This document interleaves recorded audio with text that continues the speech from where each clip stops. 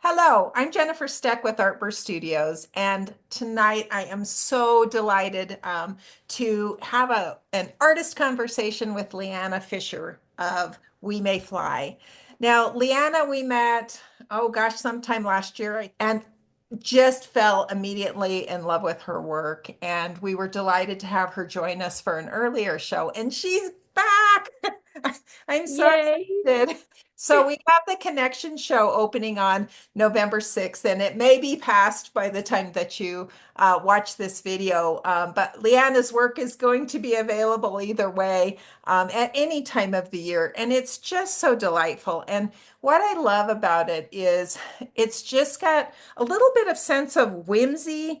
But at the same time, it almost transports you into a whole different world that you still recognize in many ways. And so, Leanna, thank you so much for joining us tonight. Oh, thank you so much for having me, Jennifer. I'm just thrilled to be part of this show and to talk with you tonight. Well, let's kind of start at the beginning. How did you end up running this business and creating your art, and what led you to this point? Well, everyone, of course, has a long and winding story. I won't take you through the whole thing, but very long story short, I would say I've always had some inkling of creativity. My parents were actually both artists, and they worked from home when I was growing up, so I had that influence for sure. And they, of course, nurtured my creativity really well. The funny thing is, though, in high school and stuff, like I didn't do art. I did band and sports and all that stuff. So it wasn't until college I went to architecture school that it really, I would say, kind of kickstarted my creativity or got me in touch with it in a new way. I suddenly was like alive with all of these ideas, and I think the chance to learn design theory and how to actually compose things and just all of that. It opened my eyes completely to that world and to my own ability to be creative. So anyway, I loved that.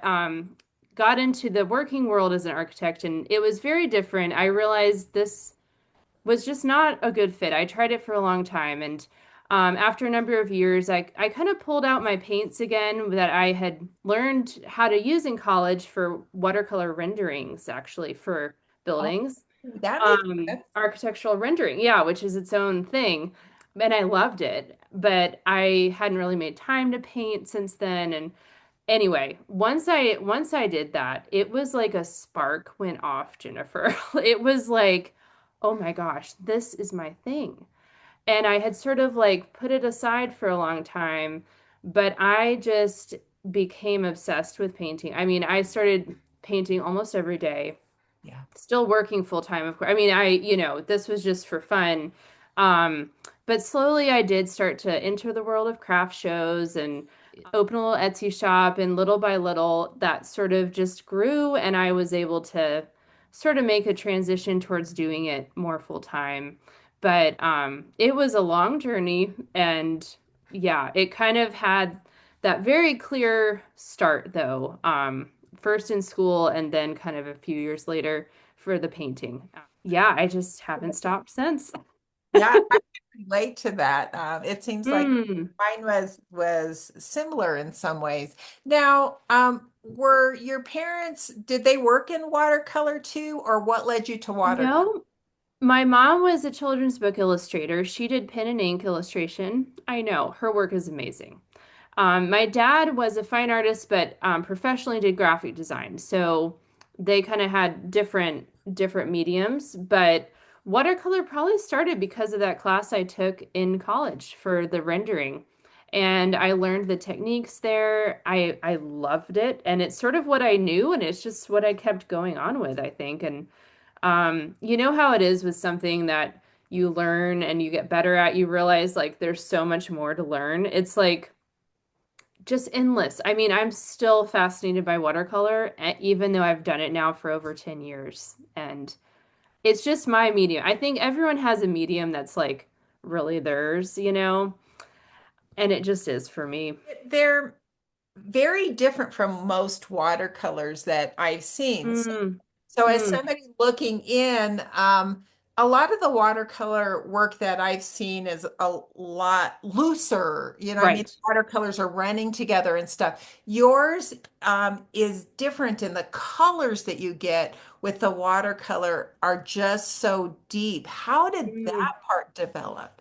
gosh, I honestly, it's funny because I almost think I benefited maybe from not going to art school because I'm like, I don't know what I'm doing. It's sort of like I just developed this way of doing it over time, and I've refined my style the way I just have like a look in my mind that I'm going for. And I think the paints I use maybe have a deeper saturation. I use Holbein and Daniel Smith paints.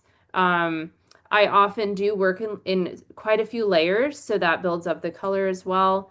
I think it's sort of intuitive. I can't really define how it happened. It just naturally evolved.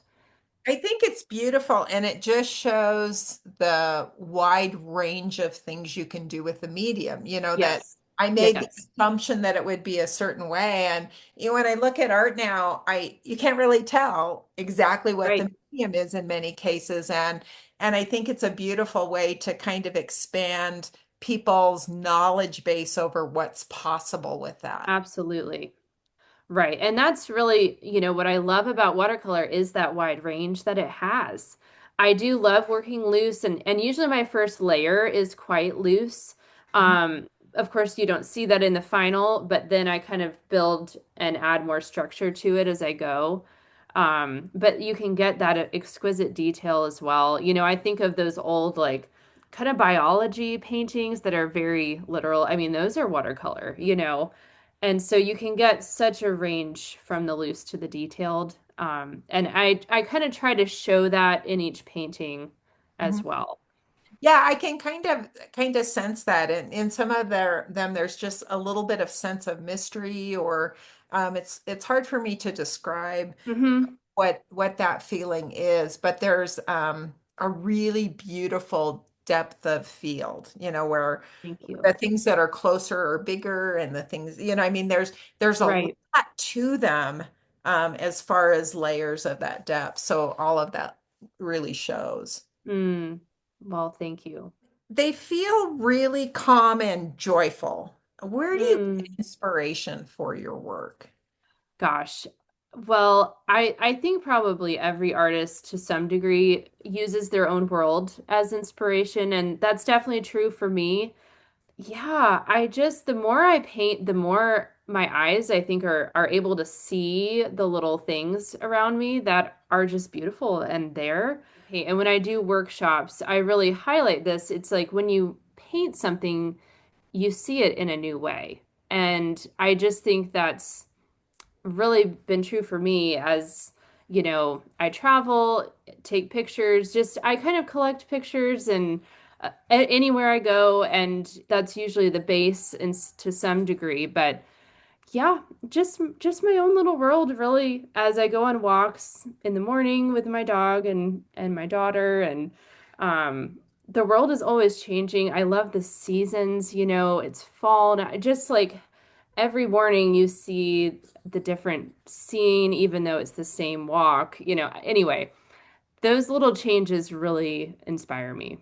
Now, a lot of your pieces celebrate really small everyday moments, and you're talking about the walk. What draws you to those details and that kind of beauty? Yeah. I think it's sort of what I was talking about with as you paint you see more. It's just I think when you can really see the beauty beneath the normal, it creates this sense of contentedness, I think, and joy just in your everyday life. And so I really try to connect with that in my paintings, and painting is kind of what helps me to do that. It's like a practice in a way. In harder seasons, especially. I had a baby last year, which was beautiful and wonderful, but there were some hard times in that that Yeah. early season. And I was grateful for my painting because it helped me kind of remember the beauty that's there even when I'm going through a harder time, you know. Yeah. So I think I try to really highlight that in my work, and it just helps me on a personal level to experience it more really in my own life. Yeah. Has having your little girl and taking her on the walks, has that changed your work a little bit? I'm sure it must. I'm sure it must. I think seeing things from her eyes, especially now that she's getting more communicative, it really does. We were chatting before this, just how the wonder of that little age where they're seeing the world for the first time. I mean, it certainly helps reinforce for me, wow, the world really is amazing, and I get to see it fresh every day. I think the other thing that's less like, you know, inspiration and more just time related, it's forced me to really focus. And I think in a lot of ways, it's actually strengthened my work because I have to be so focused. Um, you know, the work I've made this year, I feel is some of my strongest, and I just it feels a little ironic that, you know, this really busy season would lead to that, but I think the focus it has forced me to has helped. Yeah, that makes a lot of sense. There's only a finite amount of time in between all of the other stuff you've got going on. Totally. You have to just like get in the zone and get it done. Yeah, go for it. Right. So let's talk a little bit about the business. Being an artist clearly is a business, but you added other components to your work as an artist. So how did May We Fly get started, and how did you decide on that name? Oh gosh. Well, people ask me that all the time and I wish I had a better answer. The name really just came to me and I liked it. And that's really what it was. But you know, as I've grown into it, perhaps it's really become kind of my hope that for myself and for anybody to really find your own thing, you know, the thing that is yours to give in the world, that we can each offer that. Um, that's what my hope is for May We Fly, for myself, but also for anybody. So the few years after I had, you know, started the architecture practice, realized this wasn't for me. We moved during that time. My husband and I had just gotten married. We moved to Arkansas. That's when I started painting again. It wasn't long, honestly, after that. That was 2013. I started my Etsy shop, and that was the little baby start. It took about, let's see, 3 years or so before I kind of leapt into doing it more full time. So 2016 was really like more of a official launch, but yeah, it just slowly grew little by little. Yes, yes. So what all do you offer through Mm, May We sure. Yeah, primarily stationery products. I turn my artwork into greeting cards. My biggest product by far is a calendar that I offer every year. That's really the first one I did was 2016. That it just blew me away, honestly, the way it was received as a product. And it's kind of become my anchor. It's what people come to me for year after year now, and I've just finished my 10th one. So that's exciting. It's a fun milestone. I also, of course, do art prints. I do sell my original work, obviously, and those are the main things. So I offer direct to customer online through my website primarily, although I started at craft shows. That's really what got me going, and I still do them on occasion.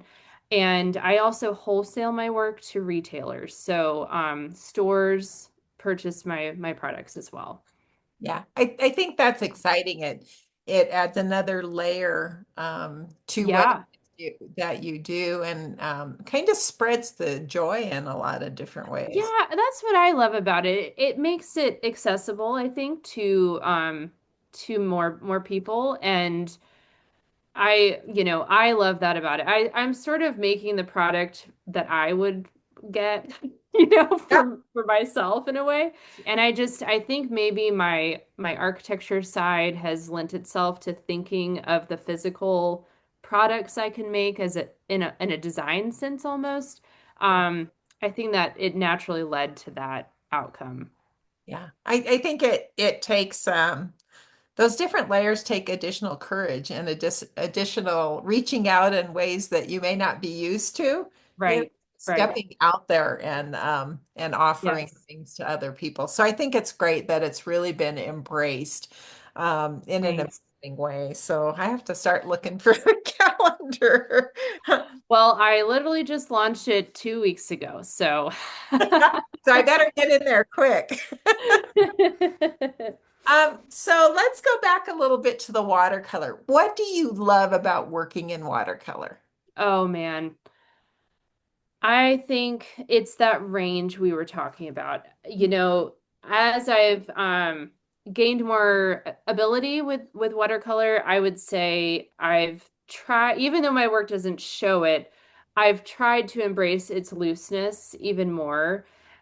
Really trying to use that as that first layer to create kind of the more magical base to it in a way. Yeah, it's just so smooth and so fluid. And it also has delightful things that happen when you don't mean for them to. The way the water moves the pigment in unexpected ways. That never ceases to amaze me. And yeah, it's just endlessly fascinating to me. I could just I can't imagine not ever painting with watercolor. It's just such a beautiful medium, and something about it is just what my soul wants to use to express itself.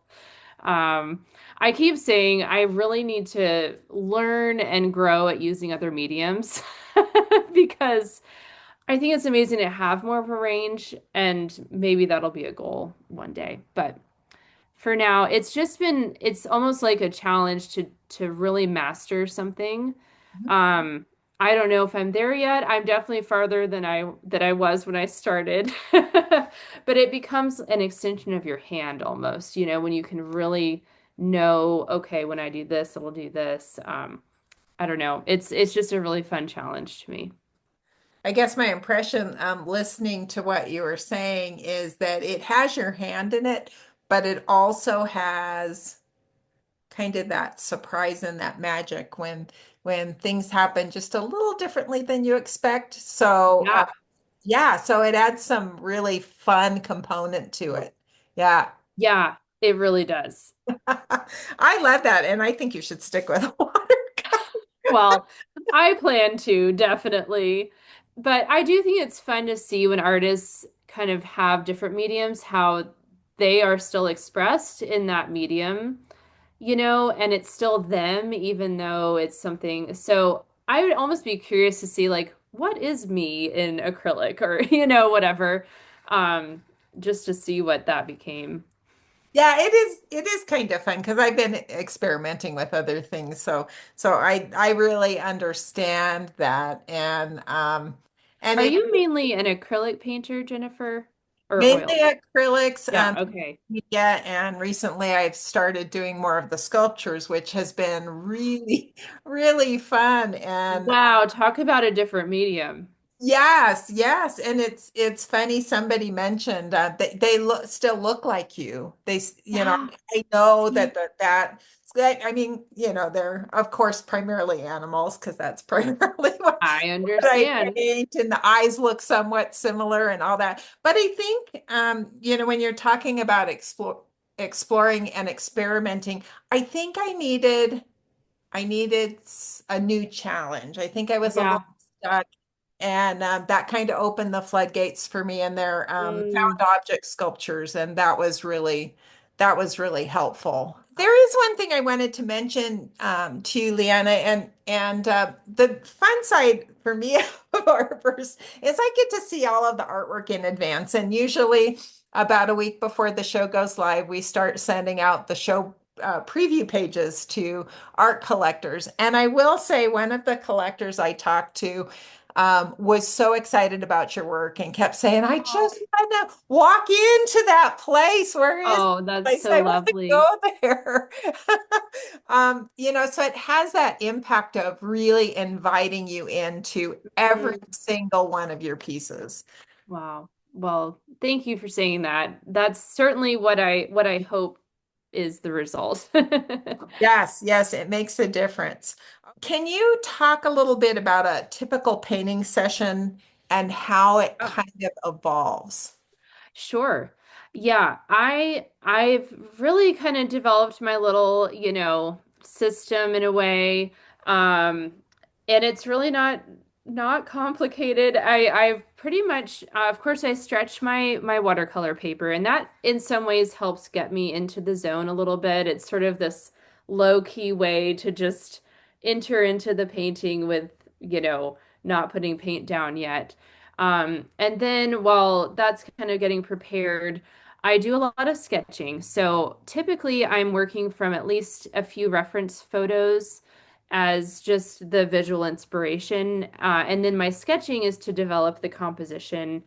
And first, it just is thumbnails in my sketchbook with graphite. I then, once I sort of work through that, will do a small little study, usually on a 5x7 or something, to really start working out the detail or the colors, some of the details. Um, and then when, I'm ready to start the final, I usually use a watercolor pencil to lay out just the overall structure of the piece, and I kind of just get going. So I usually have about two paintings going at a time because with watercolor, you have to let it dry, at certain intervals, and so yeah, I usually have a couple going, but that's kind of my little routine is the starting with the sketching that helps me understand what I'm trying to communicate, and then the by the time the final happens, the ideal is that it's almost like I've worked out the decisions already and I'm kind of just bringing it to life. Yes, I love that. When you are traveling around and you're taking pictures, do you like look at a scene and go, "Oh, that's definitely going to be one." Sometimes, yeah. And often though, it's more like a moment or a detail, and it'll spark an idea for something a little bit bigger. Yeah. Um, Although the work that I'm showing in this show is very directly related to photographs I've taken. Usually, it's a little more pieced together, or not as literal of an interpretation. Yes, yes. Kind of Yeah. those layers, maybe Yes. at the backdrop and what Right. you Right. So I might say, oh, those trees are amazing. I want those to be captured in this picture, but I also might have some other elements. yeah, So, yeah. Well, yeah. and I think you've got the Grand Tetons. I do. That was such a fun trip. My husband and I got to go out west, out in your world, back in 2017. He was doing some research out there for his PhD. So I got to tag along, and that was my first time in any of that. I'd been to Colorado, but not Wyoming or Montana. Oh, yeah. Yeah. So Amazing, amazing. just It's a gorgeous. beautiful, beautiful piece. You have a daughter. Life's going on. Things are so chaotic. And Right. how do you find that sense of calm that allows you to do Mm, the work you do? yeah. Well, I don't always feel it different. No. Well, honestly, I think it helps that I've just kind of been at this about 10 years now, and I can sort of get into the zone. I do have a pretty not ritualistic, but just like my day is pretty structured. I, kind of have the routine that I do. So when it's painting time, I've kind of just like geared myself up for it, and I can get into that place. Mhm. Even if it's limited, I might not have as long as I used to have, but I think it's just because I've been doing it for so long, I can just get there. I always have, I usually have some things that I read, beforehand, or just some poetry, something to just like transition my mind a little bit, from whatever I was just doing, which is not calm, to just sort of like center myself. There's usually some level of reading, a little prayer that usually starts, and then I jump in. So yeah, but I do think those years of practice and just kind of being at the painting desk, that might be part of the payoff. Ah, yeah, I'll bet that's true. Yeah. Do you paint every day? Just about. Yeah, just about. I find now there are seasons when I can't, especially November, December can be hard with online sales. It's the busy time. Yeah. But I find if I go more than 2 weeks without painting, it's like I don't feel like myself. And I also notice it in my hand, my ability to do it. It's just like a practice skill like anything else. So I try to do it at least 30 minutes a day. Ideally, it's 2 to 3 hours, but there's also running the whole business and all of that. So yeah, I try to at least keep it going to some degree every day, just about. I've definitely had many seasons that don't look like that. So what happens when you hit a creative block? How do you move through that? Oh man, I definitely went through one last year. Postpartum, just, the challenges that come with that, and just the fatigue. I felt pretty creatively depleted. I do think once I was, I took some time off, obviously. Once I was sort of back in the studio, um, some days I would just sort of sit there. It's like they say, if you want to go to the gym, just like put your running shoes on at least, and then maybe you'll go. It's just sort of like sitting at the desk, just sort of like being in my space. And I also do keep a running log of ideas, brainstorms that whenever something comes to me, I just have a list. So I could sort of turn to that and think, okay, is there at least something here that even if I'm not feeling very inspired, I could at least sort of like have going and get myself going. So I think those things, just like kind of making sure I'm in the studio, trying to at least do something. And some trust as well that it really would come back. And it, of course it did. After a couple months, I was sort of back to it. It just was definitely the longest creative slump I've experienced. And it's normal. I mean, all artists go through it, whether you have a baby or not. It's there are just seasons where you're depleted. And um I think there's also a place just for rest and for letting yourself take a break. Yeah, And sometimes that's all you can do. And just trust that with that rest, the creative juices will start flowing again. yeah.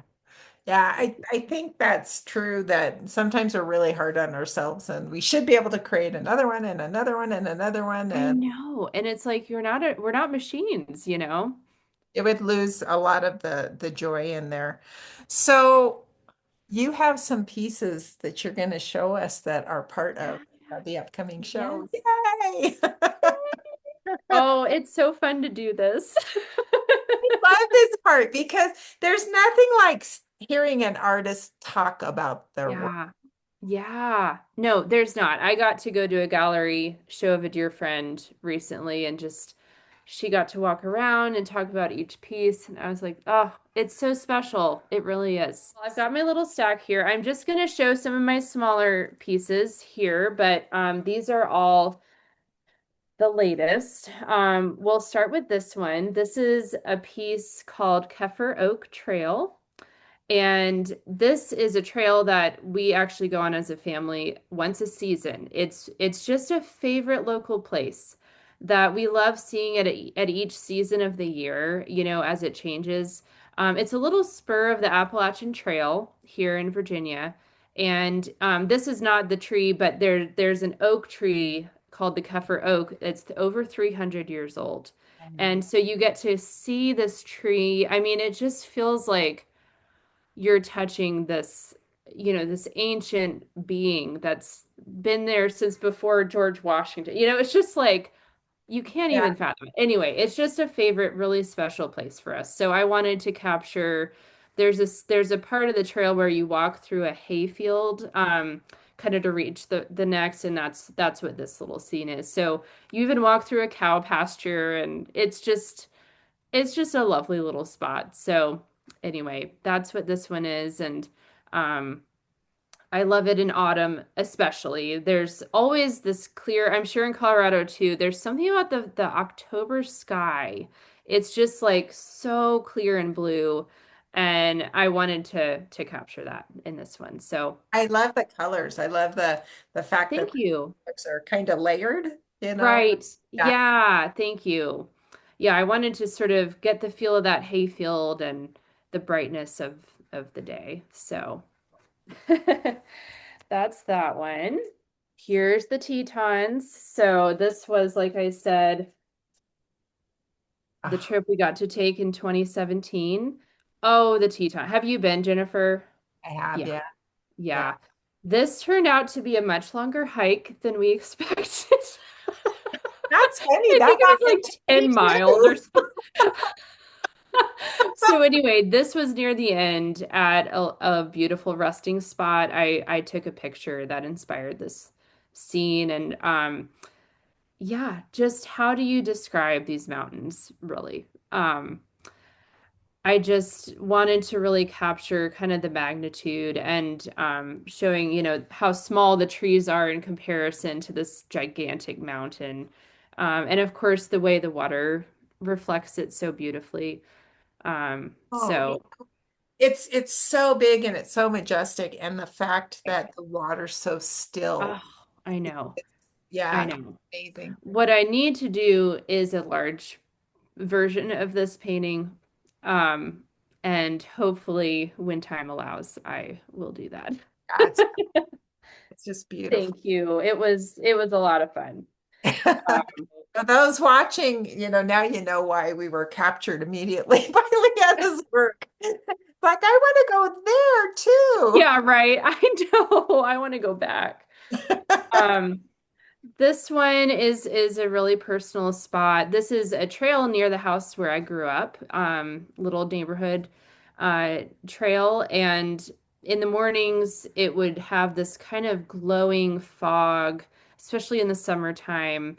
We just get these fogs here in Virginia that are I love, and especially in the late summer. So anyway, this little scene, I kind of imagined the flowers. There weren't usually flowers like this, but just to sort of capture the magic of that place, and the way I felt there in those mornings walking on the trail. So I get it. And that's one of those where I feel that sense of mystery to it because it looks a little foggy. Yeah. yeah, right, right.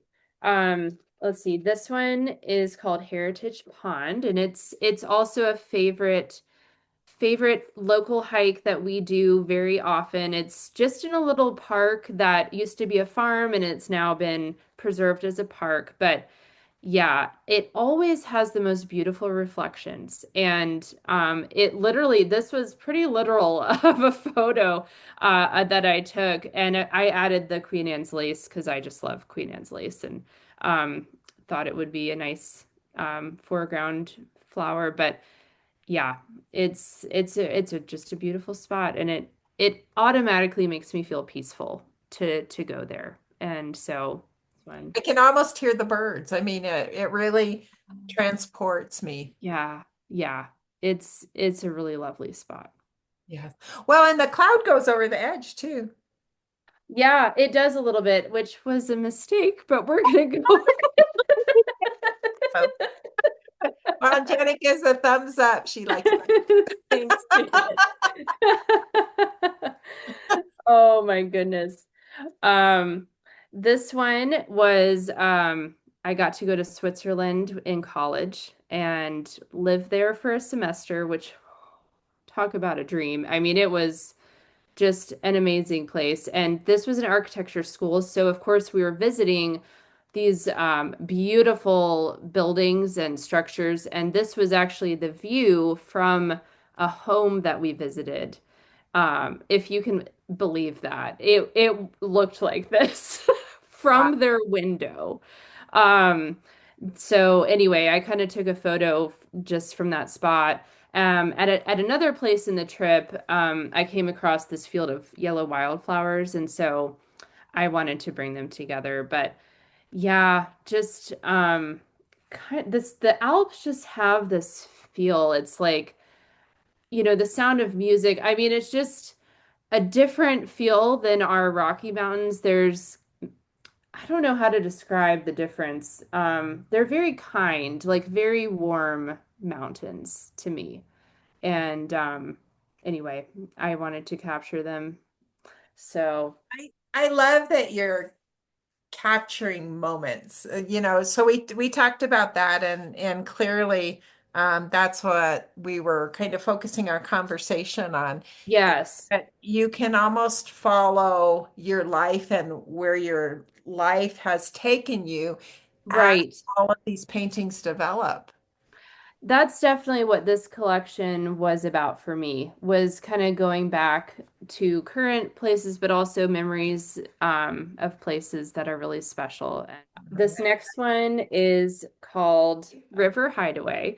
And it's inspired by just floats down the river, specifically one my husband and I got to do back when we lived in Arkansas. But I also just absolutely love blue herons, and so I wanted to just tuck one in there because they're just a special bird to me. But um, yeah, there's just something about a red canoe that makes me feel excited about life. I don't know what it is, but I wanted to really highlight just the simple beauty of a red canoe and the joy of starting out on a river float trip. So Wow, that's that's what this one is about. lovely. Okay, this one is a Colorado one. It is Oh yeah. the aspens in fall. Oh man, are they still showing their fall leaves, Jennifer, or is that season past? It's pretty much past, I think. We Yeah. actually had some snow in the mountains Oh my goodness. a week or two ago, I think. So most of the leaves So are that's done. trees. There's still some, but yeah. Yeah. Yeah. This was probably a September view that I got to see, but yeah, years ago I got to do a little internship thing that took me to Colorado, and we got to go on a hike. And anyway, aspens, I've been back several times since, and especially in the fall. They're just magical. They really are. I have a special place in my heart for the aspens, and when they blow in the wind, the sound of the Oh, there's something different yeah, it's like about they're glittering. yeah, Yeah. yeah, Yeah. pretty amazing. So, um, Okay, well, I love all of those pieces, and you have even thank more you. that will be appearing. Tell us about your studio, the space that you work in. How did that come together, and what are some of your favorite things about your space? Sure. Well, this is my dining room. Hey, Yes. No, I mean, it's obviously my studio. It's here in our home. I used to have a studio outside of our home back in Arkansas, which was wonderful. But now that we have a home, especially with my daughter here, I wanted to be able to work just right here at a home. So, yeah, it's about a 14 by 14 little space. It's very functional. I wouldn't call it, it's not going to be like winning any magazine design awards, but we do all of our shipping out of the studio. I've got my painting desk here, and there's little work tables around for packaging. I've got my computer station and printer that I do my art prints on. Um, we really utilize every little inch well, to make the most of it. Yeah. So, but I have beautiful light. There's a north window right in front of me here, north facing. So, I just get beautiful kind of ambient light at my painting desk all day long, and yeah, a little view to our front yard from this window over here. So I have my bird feeder outside. It's just my happy place. Yeah. And yeah, and of course my daughter now has her little coloring station down next to me here. So But it's going to be fun to see how, I mean, your parents clearly impacted how your life definitely. forward and your creativity, Right. how you share that with your daughter. That's really cool. Yeah. Well, we'll see. We'll see. I think just being exposed to materials and to having fun with art is definitely the first step. So, It is. It is. Does she end up coloring on a few things that you probably don't want her to color on? indeed. Yes, thankfully just in my sketchbook so far, but she added to some thumbnails recently. Oh, Yeah. well, those are collectibles, Oh, so. I know. Oh, of course. I will never get rid of this sketchbook now. Okay, so now let's talk about advice that you might give to somebody Mm, who is looking at moving forward into possibly an art field and an art career. yeah. Wow. I always tell people I probably could have gotten here a lot faster, but I'm glad I didn't. I think for me at least what worked, and I could only speak to my experience, but I think just committing to myself, my art, even when I was working full time, which was a number of years during the overlap of the whole thing. I just told myself I need at least 15 minutes, and trying to at least have that somewhat daily practice told myself that my art mattered. But it also is amazing what you can do in small chunks of time, and it really does add up. And so that's what I would say first is just, as much as you can. I know how hard it is to make that time for your art and just keep going with it. Honestly, I think the only reason I'm still, I've gotten to this point is because I just kept going. It was like even when nothing was selling, when it seemed like I had 3 followers, it was just like, my newsletter started with 15 people, and that's where we all start. But somehow I just had this belief, like, if I just keep going, I know I can do this. And maybe that was irrational, but but it really has proven to be true. And I think one of the things that took me astray a little bit earlier on was trying to make money from it too quickly in a way. I think it's important to really know who you are as an artist. And not that your work has to be perfect, because it definitely doesn't, but not letting the other stuff kind of get in the way of the art, especially early on, to me is important. Like, give yourself the space, and there's time for the rest to follow. I wonder if, as you say that, what comes to mind is that selling your work is that validation that you're getting from other people, Yes. and Yes. maybe a lot more needs to focus in on you and That's let, a really good way to put it. yeah. Yeah. And I do think art, we we need people to see our art. That's like half of it, is it's for you, but it is to be seen and shared. But there's so much to say for giving yourself that space to just be there with your art, to know that it is first and foremost for you, and for it to really become its best work, it needs that kind of safe time Yeah. to develop. Yeah, I love that. So, you do workshops. Tell us a little bit about the workshops. Oh, I do. I do love workshops. I used to do much more than I'm doing currently, but I try to do a few per season, sometimes online, sometimes in person. And usually we're covering just one or two techniques that are inspired by a theme. Like, I'm doing one tomorrow that's fall botanicals. We'll do some pumpkins and fall leaves. And really, my goal is to help people see that watercolor, it has sort of a reputation for being really difficult.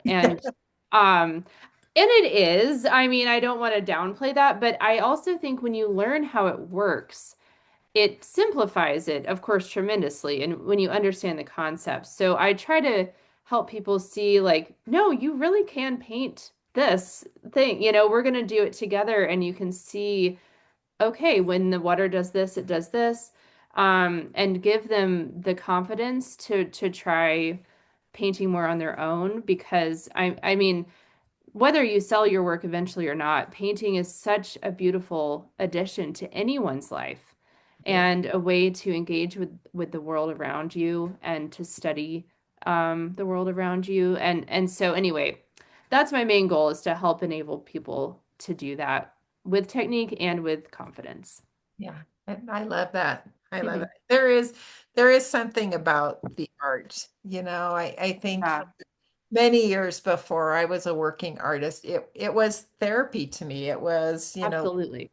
Oh, think 100%. you talk about the architecture, there's very strict rules in a lot of places. Yes. And to be able to just kind of free your mind and, without, yeah, I mean, I think that's really helpful. Yeah. Yeah. Yeah. So what's next for you? Any upcoming projects or creative Oh goals? man. To be honest with you, the next literal thing is a little bit of a break, just about a week. I've just, of course, finished these pieces and created my calendar, which is always a really busy time. Um, so yeah, I think I'm like, what is next? I don't know. That's the Um, holidays, I guess. yeah, and of course it's holiday time, so that's just a busy time. I am working on, and actually, there are two pieces in this upcoming show that are kind of the start of a new series for me that I'm calling Forest Garden. And these are more in the kind of ethereal realm of kind of imagination, entering a forest, but you come across this beautiful garden along the way. So yeah, I've only done a few pieces in it so far, but that's definitely the next collection that's brewing, and I have a lot of ideas for. So I think next year that'll be my big collection. I think that's going to be amazing. I'll have to keep an eye on it. Now you talked about your mother illustrating books. Is that something you would be interested in doing at some point? Oh gosh, it's so funny because people ask me that all the time, and my husband and I actually have a few stories that we want to write and illustrate together eventually. So I really hope so. I really hope so. I don't know if you've ever illustrated anything. There's so much that goes into it, and it's a huge project. So Right. it's sort of like, yes, and I don't know when that will be, but I hope in the, next few years we can at least bring one of these little stories to life that has been brewing. So, Yeah, it's all kind of in the timing when the time comes. right. Yeah. And especially with Willamie and our daughter, I think that would be really special to illustrate some books while she's here with us. And yeah, we'll see. Okay, well, if you want to follow along on Leanna's journey, you're going to want to subscribe to her newsletter, go on her website, see everything she's got. Of course, come to the Artburst show and take a look at the incredible pieces that she has in this collection. And the show's name is Connection. And so I can hear as you're talking about how this collection came together, how all of those pieces are connected in amazing, amazing ways. So, Yeah. and you're on Instagram as well. And Yes. are there any other ways that people can follow along? Oh, thanks, Jennifer. Those are definitely the main ones. these days my newsletter is the one I most consistently do. That's been, I will say, in this little season, the marketing side of things has been a challenge. But yeah, my newsletter I love sharing on, and that's for sure where you'll see me. So So go ahead and subscribe on her website, and then you can follow along and be first in line when the calendars get released and all that kind of yeah, stuff. So that's we've talked about quite a bit tonight. Is there anything that you would like to add?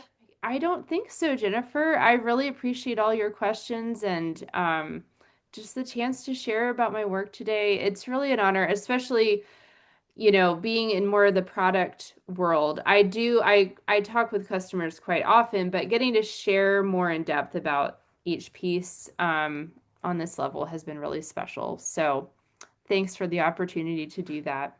Oh, well, I love hearing all of the stories, and I love those layers of flowers. I in my head I'm going, oh, what flowers would I add to? There's some special meaning uh Yes. that can be, yeah.